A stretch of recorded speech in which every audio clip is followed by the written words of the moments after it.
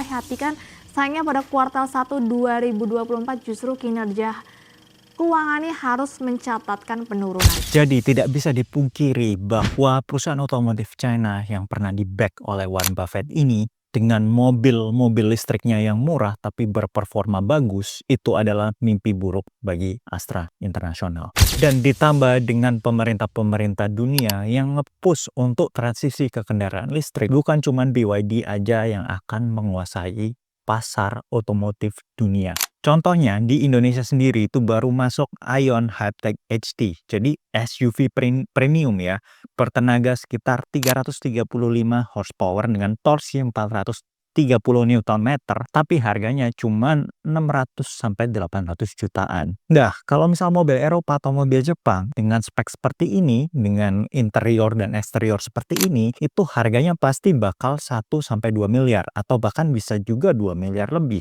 Dan tentunya kita juga nggak lupa sama BYD Seal sendiri, sedan di bawah 1 miliar, di mana versi performance-nya itu bisa menempuh akselerasi sebesar 3,8 detik untuk 100 km dengan tenaga 530 horsepower dengan torsi sebesar 670 Nm.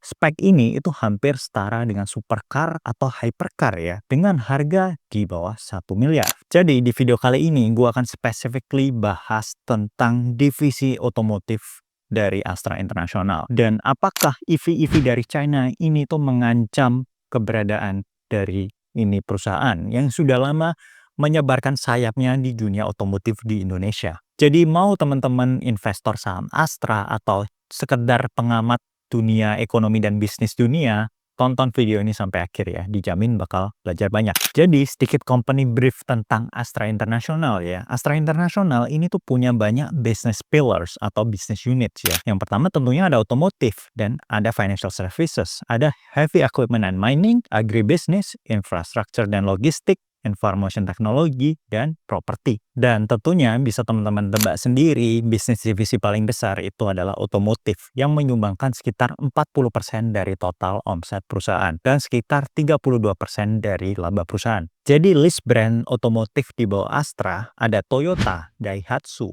Isuzu, Honda, Peso, BMW, dan Lexus. Untuk banyak brand ini, Astra itu tidak cuma merakit produknya ya. Contohnya dengan BMW Group, itu mereka sudah bekerja sama sejak tahun 1993 untuk tidak hanya merakit, tapi juga mendistribusikan produk BMW di Indonesia. Dan tidak bisa dipungkiri bahwa tantangan terbesar bagi Astra International ini adalah fakta bahwa era mobil Cina jelek itu sudah berakhir. Nah, di sini teman-teman bisa lihat ya, bahwa perkembangan mobil China itu benar-benar pesatnya luar biasa. Kita bisa lihat di video ini desain mobil BYD yang pertama diluncurkan itu jelek-jelek ya. Teman-teman bisa lihat mobil BYD itu mulai bagus di tahun 2019-an, 2020-an.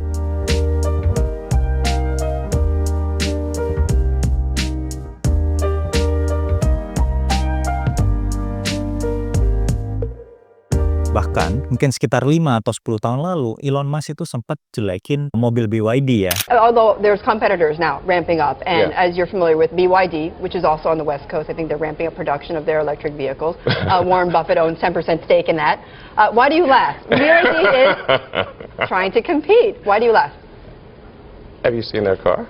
I have seen their cars, yes. In fact, at the Berkshire Hathaway meeting, I saw their cars. Yeah. Tapi opini dia sekarang tentang BYD itu benar-benar berbeda dengan opini dia beberapa tahun lalu. Dan kalau masih banyak teman-teman dari Indonesia yang fanatiknya luar biasa sama mobil Eropa atau bahkan Jepang dan sangat benci mobil China, teman-teman harus tahu bahwa banyak karyawan dari BYD atau perusahaan Chinese otomotif lainnya itu head of designernya itu dari Eropa. Jadi mereka pernah bekerja di Ferrari, pernah bekerja di Alfa Romeo, pernah bekerja di Lamborghini, dan mereka ditarik untuk membantu memproduksi mobil Cina yang bagus dan murah ini. Jadi kalau teman-teman sekarang jelekin mobil China dan tetap bangga-banggain mobil Eropa, ya teman-teman bisa dibilang bego karena kebanyakan desainer dan engineer dari mobil-mobil China ini sendiri itu ya dari Eropa. Dan kalau kita lihat data auto sales atau penjualan mobil dari Gaikindo, penjualan mobil dari Januari sampai November 2024 itu masih didominasi oleh brand Astra. Yang pertama Toyota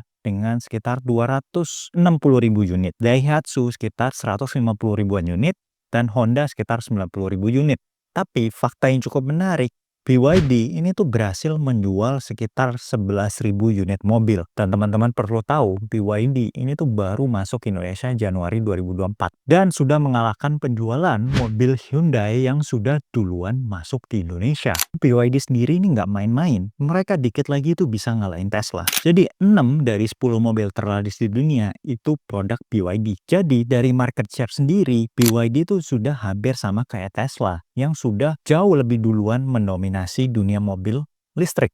Ditambah dengan kebijakan pemerintah yang sangat mendukung mobil listrik, ini tuh posisi yang susah bagi Astra International. Contohnya mungkin dari bebas ganjil genap ya, kalau di Jakarta mobil listrik juga pajaknya itu sangat murah luar biasa, tidak kena progresif juga, dan kalau kita lihat kebijakan pemerintah di bagian dunia lain, itu juga sangat mendukung mobil listrik. Contohnya di 30 negara, including UK dan India, dan 6 produsen mobil seperti Ford, Mercy, dan Volvo, itu mereka setuju untuk tidak menjual mobil bensin lagi by 2040. Artinya, setelah 2040, mereka itu nggak akan memproduksi mobil tradisional lagi, dan mereka akan go full electric. Di negara-negara bagian di Amerika seperti California dan New York, itu mereka juga setuju bahwa mereka akan menjual zero emission car di 2035. Jadi setelah 2035 atau 2035, itu mereka nggak akan menjual mobil tradisional lagi yang membakar bensin. Dan di Indonesia sendiri itu punya target mencapai 2 juta EV di 2030. Jadi memang pemerintah kita ini kan kelihatan dengan jelas bahwa mereka itu benar-benar mendukung transisi kita untuk berubah menjadi pengguna mobil listrik. Dan setelah gua jelasin ancaman nyata bagi saham ASII atau Astra International ini, kita akan sekarang deep dive ke key financial metric-nya. Kira-kira seperti apa sih fundamental dari Astra sekarang ini? Jadi kalau kita benar-benar lihat laporan keuangan, sebenarnya banyak hal yang gua suka dari Astra International. Yang pertama itu adalah equity dia. Jadi equity dari Astra International itu semakin meningkat. Dan ini tuh adalah pertanda yang bagus. Kalau kita lihat revenue-nya memang masih naik ya, tapi naiknya itu tidak sepesat dulu. Dan secara net income itu juga masih naik. Jadi ini tuh hal yang bagus ya. Dan yang lebih menarik lagi itu adalah dividen per share. Jadi sejak tahun 2023 kemarin, Astra ini membagikan dividen yang cukup besar. Dan lumayan berbeda dengan jumlah-jumlah sebelumnya. Dan secara valuasi dari angka PBV itu juga masih sangat murah ya, di angka sekitar 1. Jadi kalau kita ngomongin soal PE ratio, ini adalah periode di mana saham Astra itu juga sangat murah. Jadi PE ratio di 5,8, ini tuh sama dengan waktu saham Astra jeblok kemarin waktu COVID-19. Jadi driver lain kenapa Astra ini masih bisa bertumbuh, mereka itu adalah market leader di secondary market dengan OLX Mobi-nya. Jadi penjualan itu sekitar 20.000 unit, which is ini naik 3 kali lipat dari 2023. Dan ini tuh jauh lebih tinggi dari kompetitornya yang teman-teman mungkin pernah dengar juga, yaitu Caroline ID yang menargetkan penjualan sekitar 3.600 lebih mobil bekas selama 2024. Dan in terms of EV, memang kita harus mengakui bahwa Astra International ini tuh ketinggalan jauh. Tapi ya bukan sepenuhnya salah Astra, karena memang mobil Jepang ini telat masuk ke EV ya. Seperti Toyota itu kan telat. Dan mereka memilih untuk develop mobil hidrogen daripada mobil listrik, yang sebenarnya malah mobil hidrogen ini ternyata bukan yang dimaui oleh market dan progresnya itu tidak banyak. Walaupun Toyota sekarang itu juga punya EV seperti Toyota BZ4X dengan harga sekitar 1 miliar, itu ya pasti kalah jauh sama BYD. Karena dengan harga 1 miliar, spek dari Toyota, EV Toyota ini itu sangat kalah jauh dengan BYD Seal yang harganya itu 300 juta lebih murah. Jadi ya gimana bisa bersaing? Di segmen yang agak bawah, sejauh ini Toyota belum ada produk PEV-nya. Tapi Toyota sekarang itu lagi perang di bagian mobil hybrid. Dengan berbagai produk itu Toyota bisa mencakup market share hampir 40% di mobil HEV atau Hybrid Electric Vehicle di Indo. Selain itu, komposisi penjualan HEV Toyota itu juga naik dari 10% ke 13,5% di tahun 2024. Dan ditambah dengan kebijakan pajak sekarang yang itu juga menguntungkan mobil hybrid, ini tuh masih potensi untuk pertumbuhan yang bagus bagi Astra International. Memang dalam hal insentif, mobil listrik ini masih menang jauh lebih banyak daripada mobil hybrid ya, karena ya memang pemerintah kita kan mau ngebus ekosistem hulu seperti pabrik baterai. Jadi pasti insentif juga lebih banyak di BHV atau mobil listrik. Dan in fact penjualan BHV atau mobil listrik itu masih jauh di bawah hybrid kalau di Indonesia ya, yang sekarang itu lagi di-lead sama Toyota. Jadi selama semester 1 2024, penjualan mobil hybrid ini tembus 25.000 lebih unit. Sedangkan penjualan mobil listrik itu cuman sebanyak 11.900 unit. Jadi secara persentase mobil hybrid ini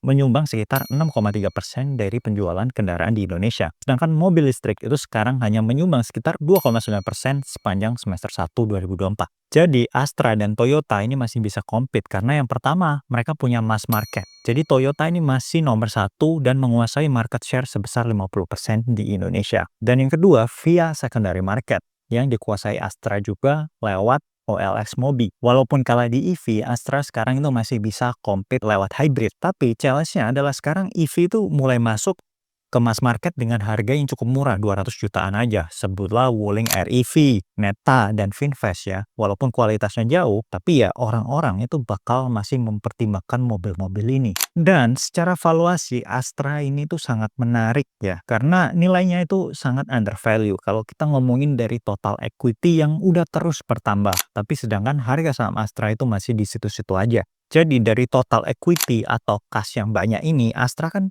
juga punya potensi untuk misalnya partneran dengan salah satu produsen mobil China di China ya untuk membawa suatu mobil listrik ke Indonesia. Seperti mungkin yang udah dilakukan oleh Indomobil ya yang membawa brand Ion dan Hypertech ke Indonesia. Tapi kalaupun enggak, Astra ini tuh masih mempunyai potensi untuk menguasai pasar mobil hybrid di Indonesia. Jadi secara valuasi, secara prospek, saham Astra ini tuh masih sangat menarik bagi gua.